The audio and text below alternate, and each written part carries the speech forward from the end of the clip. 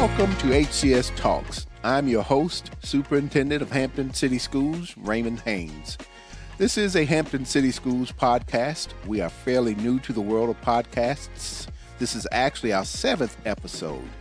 HCS Talks is designed to educate, inform, and hopefully entertain our community and beyond. We will talk about a lot of different topics related to education, students, teachers, support staff, parents, programs and initiatives, community partnerships, and more.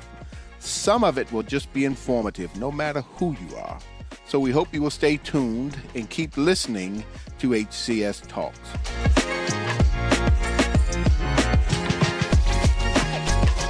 Today, I have the opportunity to sit down and talk with Ms. Nancy Beach, the Executive Director of the Hampton Education Foundation, or as some affectionately call it, H.E.F. So thank you for being here, Ms. Beach. Before we dive into H.E.F. and some exciting upcoming events, please tell the listening audience a little bit about yourself. Well, first, thank you, Dr. Haynes, for having me. It's a joy to be here today with you and talk a little bit about the Ed Foundation. I am a Hamptonian and have lived here for a long time. I lived away for 20 years and worked in university development and alumni relations. And then I came back to the area about 12 years ago and have a long history with Hampton City Schools. My grandmother taught in them. My mother went through from elementary all through high school with friends that she kept for a lifetime. My daughter is a proud crabber and now at William & Mary doing very well. So we're very pleased to be part of the Hampton community and Hampton City Schools. Excellent. Did your daughter go through the IB program at the Hampton High School? She did. She's a proud graduate of that real first year of our academies, too. Yes, ma'am. And so it was wonderful to see how that played out and brought her into a community of friends for life. So she had a great foundation laid for her through Hampton City Schools and is doing some great things at the College of William & Mary.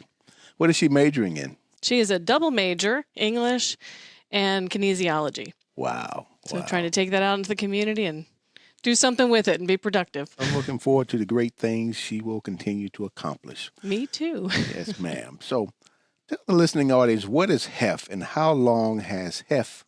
actually been around? I'd like to say that the Hampton Education Foundation is really the nonprofit support foundation for Hampton City Schools to do the things that aren't already appropriated in the annual budget. We have a nonprofit board that is all volunteer-based. We are able to do things that give us a community presence, but also a presence inside the schools with our teachers and our students. It's been around since 2001. It was actually started by one of your predecessors, Dr. Davis, and it really had the mission to do things that just weren't out there being done yet. And we look for innovative ways to connect what your mission is for the schools with the community and make sure that they're aware of those needs, that they're part of the community to build on what we already have going on here at Hampton City Schools. And we'll get into a little bit more about it, but just to be clear for the audience, H.E.F., all proceeds for H.E.F. go towards teacher grants and initiatives for Hampton City Schools? So our general proceed focus, our mission-based deliverables are on our teacher grants and our scholarships. So each year, we do a teacher grant program and we ask our teachers to apply with their ideas, their creative opportunities for them to do something in their classrooms. And then we also, in the spring, we work on our fundraising toward our scholarships. So by that, we're able to do something. It's always a very modest amount. This past year, it's $5,000 that was divided among 5 students. And we're still proud to do that. We hope it'll grow over time. The foundation's been growing by leaps and bounds just this last year. And I think we've got more we can do both fronts and continue to explore other avenues of support. We know literacy is a big area of focus for both the school division. The board is looking at how to engage on that topic and be more proactive on some of the funding that can be put behind those ideas, and just encourage our teachers and our students to be aware that we're here and we're supporting them.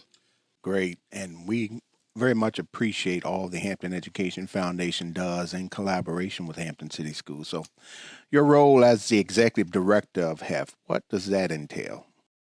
So as executive director, I work with the board. As I said, there are 22 members of volunteer, and then several come from as ex officio members.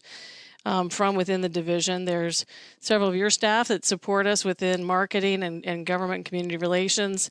And we work together to build on different structures that the committee can work on. So they work on each of the strategies around the scholarships and around the teacher grants. We had more than 90 applications from teachers last year, and we were able to fund a portion of those, totaling about $30,000 worth of initiatives. So the board works very actively to review those applications. They read them, they do a rubric for them, and they spend a lot of hours to make sure that those grants are put out into the community in a way that the students can benefit from them. So you talk a little bit more about the board members and their roles. So you said 22 members.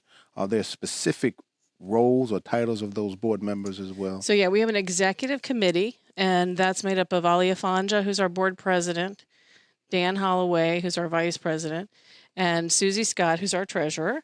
And they work as the executive team. And then within that, we have also Vice Mayor Jimmy Gray. We have former coach Ray Smith, who's very well known in our athletic community.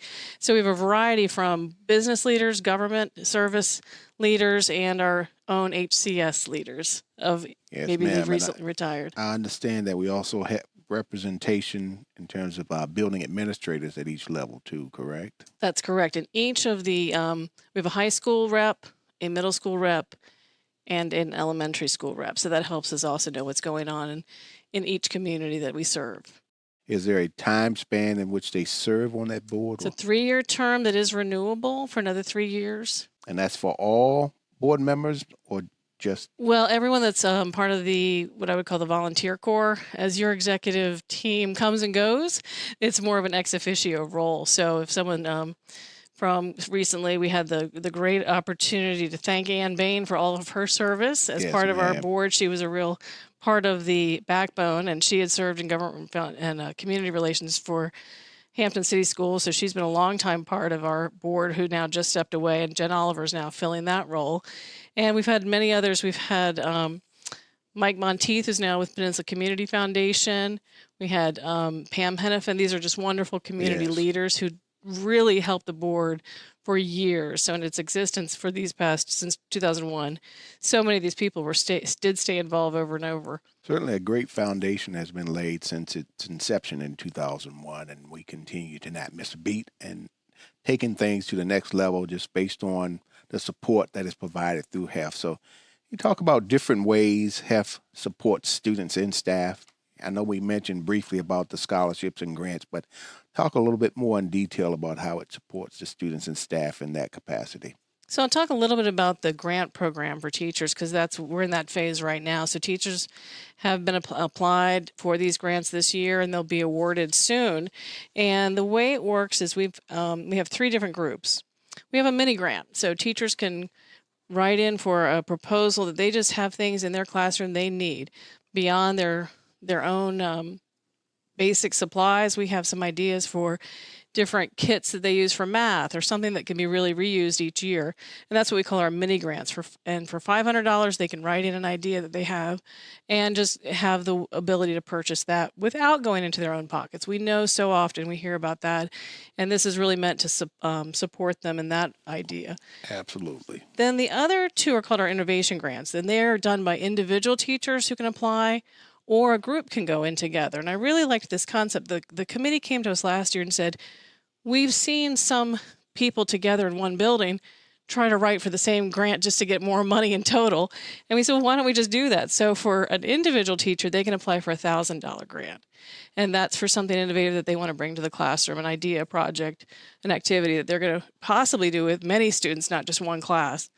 And then the group innovation grant is $2,500, $2,500 for a group in a building who can come together for an idea that's the same kind of thing, innovative and useful for the growth of the students in a way that's a little bit different than what the curriculum may direct them to, but it's still curriculum related. So it certainly points back to all of our criteria for guidance in their education, but it's also part of the way they can get creative. And so the one last year that I thought was one that's an easy example of that, the Blue Talent Cafe chef and one of the Blue Talent Cafe? The Blue Talent, the Blue Phantom Cafe. Okay.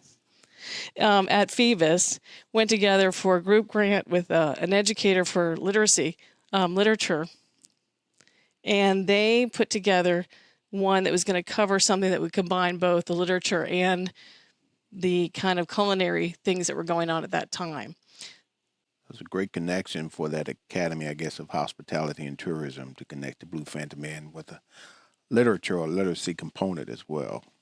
So that was one that was done as a group, rather innovative.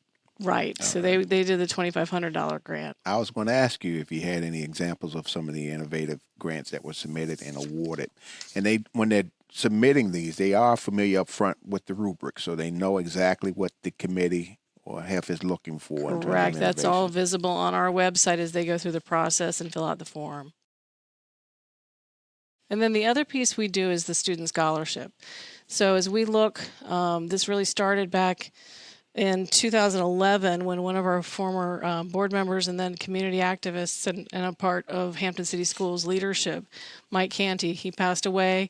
And the Ed Foundation worked with some friends of Mike Canty's to build on something they had started to continue on a scholarship program. And over the years, that's been able to grow from just one award to now 4 were given last year. And we are pleased that that is able to continue in honor of Mike. And we also, this year, were able to have a discussion with a Phoebus alum, Chris Williamson, and his wife, Candy, who were interested in honoring a teacher. Chris had a great story from his middle school experience where he had a teacher who had really changed the direction of his path. And he realized that over time, and he really wanted to give back. So he came to us and we talked about what Chris wanted to accomplish. And he felt strongly about both our teacher grant and our scholarship. So he started a fund that's going to be doing both. He gives a now gift each year that helps to do the awarding of a grant and a scholarship in that academic year. And then some of the money goes aside to be saved in a reserve fund until it can make an endowment for that to go on in perpetuity. So we're able to do something now and save something for later. So this particular gift, the now gift, teachers have to apply for that, or that person is selected, or how does that work? So they are part of our grant program. So they will be combined just like they were with the scholarship. We wrote the criteria that they could apply to, because in Chris's case, they gave their teacher grant to someone who is looking at their scholarship to go to a student who's going into education. And this year for the teacher grant, they're kind of prioritizing around our middle school because that's when the teacher was so influential with him, but he's open to the grant being a part of our general grant cycle.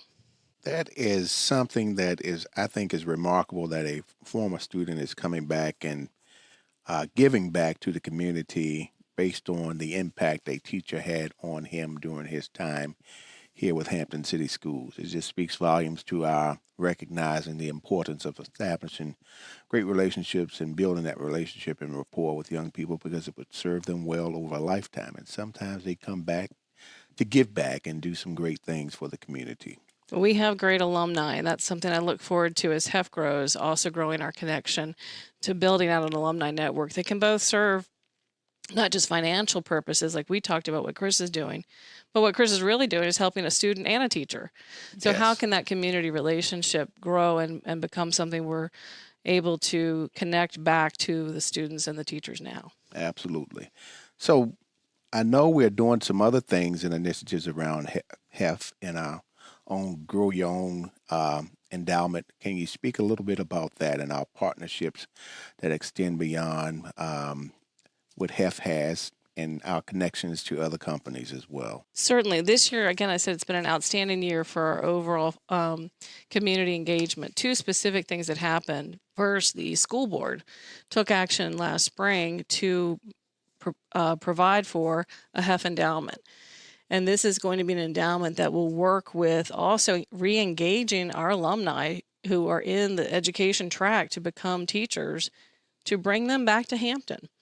This was a $160,000 gift from the school board, and to do that, we're also doing an endowment where that will be put into investment, and the return on that will give us the funding each year into the future so that we can bring students back who have graduated from Hampton City Schools and now want to become Hampton City School teachers.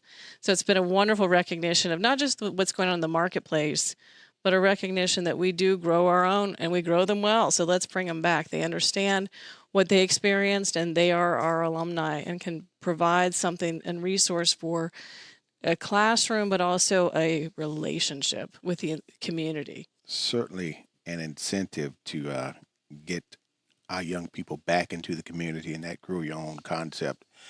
We also have some additional support from, I believe, I think you mentioned something with Centera as well. Correct. Can you talk a little bit about that aspect of it? Just weeks after the school board appropriation conversation about this, we had the wonderful opportunity to engage in a discussion with Centera.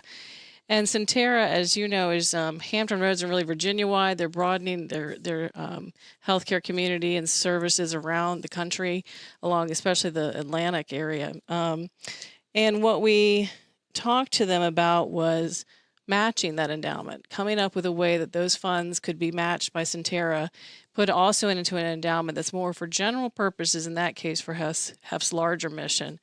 And we did receive a commitment from Centera to do another $160,000 for another endowment fund.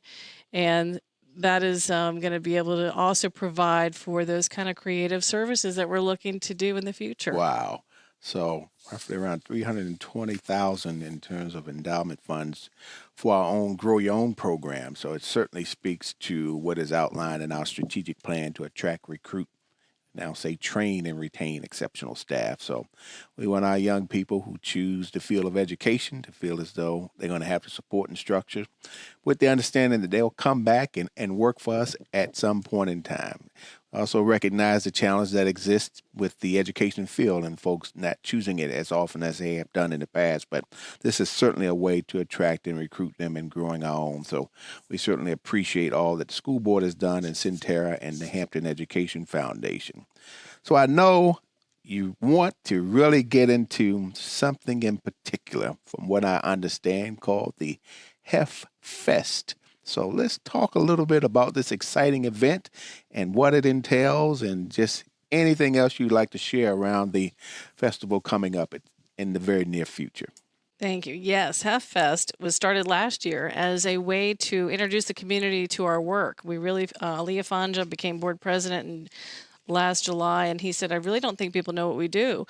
So we really came up with a concept, and last November had the first H.E.F Fest. We're coming up on our second annual now, November 4th of this year. On Saturday night, we'll be gathering at Vanguard in downtown Hampton, and we are hosting again the H.E.F Fest with the Blue Bear All-Star Band, where we have a night of live local music and place to engage like Vanguard, where you can have food and beverage, and you can enjoy the community of both our teachers, all of our education community, all of our city community, anybody that wants to come along. In that moment, you'll see on stage, literally with the Blue Bear All-Star Band, Mayor Tuck, Vice Mayor Gray, who happens to be a board member, School Board Vice Chair Tina Banks Gray. They're all participating in the band. So the band is really a reflection of our own.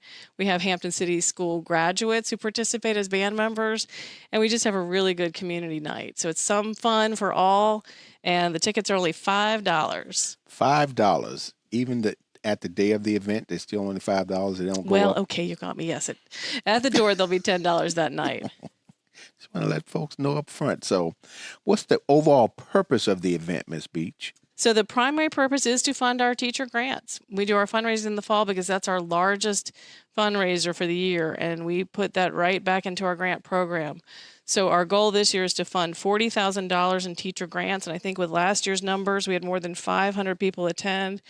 We raised more than $50,000, and we were able to appropriate for our budget for the grant program last year, and we absolutely believe we can do that with a little bit of extra and raise that up to $40,000 this year. So the ticket sales, that goes towards the grants. What about what you purchase in the restaurant? How does that So work? actually, food and beverage are not part of our total revenue that night, but our sponsors are. We have worked with the community members who were so generous this past year, and we're encouraging that they do so again this year if they haven't already. So we're able to work, again, Centera was one of our sponsors. We have Bayport, we have Town Bank, we have the Downtown Hampton Development Partnership, a number of other businesses and people as well who became sponsors last year. And that sponsorship money is really what what gets us over the top for our totals raised that night to go back into the grant program. Sounds like a very fun and exciting time. So we have it down for November the 4th. What day is that on? That's a Saturday night, and doors open at 6, and the band starts at 7:30. Doors open at 6 on Saturday, November 4th, and the band starts at 7? 7:30. 7:30, I'm sorry. And do we get to close down the place, and how does that work? Yeah, we were not sure exactly the timing. There could be a couple of encores in there. You never know. There's quite some fun. And we expect to wrap up by 10:30, 11. 10:30, 11. We'll give the band a break there and somewhere. Anything else you'd like to share about the H.E.F Fest? Because it sounds exciting, and I know folks are looking forward to coming again, and hopefully we'll make this an annual event as well. I think if anyone's interested in becoming a sponsor, please reach out through the Hampton City Schools website. H.E.F has a specific link, or you can go straight to Hampton Education Foundation and find us to get in touch with me or anyone on the board that you may have a contact with, and let us know if you're interested in buying a ticket or being a sponsor. Thank you so much. Is there anything else you'd like to share with the listening audience at this time? I just want to thank everyone for tuning in. I think you're doing a great thing by giving people a chance to hear more about all the work we're doing across the education platform. Its changes are rapid. They've been so many things that have happened, but I think Hampton's really got a good formula, and more people need to know that. Well, I thank you as well, Ms. Beach. You continue to be a champion and ambassador for Hampton City Schools, and I appreciate all the work that you do as the executive director of the Hampton Education Foundation. And thank you for joining us today, and thank you for all of your hard work. And we certainly do appreciate all that you have done and will continue to do on behalf of Hampton City Schools and our students and families. And to our listeners, remember, education is the most powerful weapon you can use to change the world. As one community, one transformation, we will ensure academic excellence for every child, every day, whatever it takes. Until next time. Listen to learn more about Hampton City Schools. New episodes of HCS Talks drop on Thursdays. Subscribe and listen to HCS Talks. HCS Talks is a Hampton City Schools production.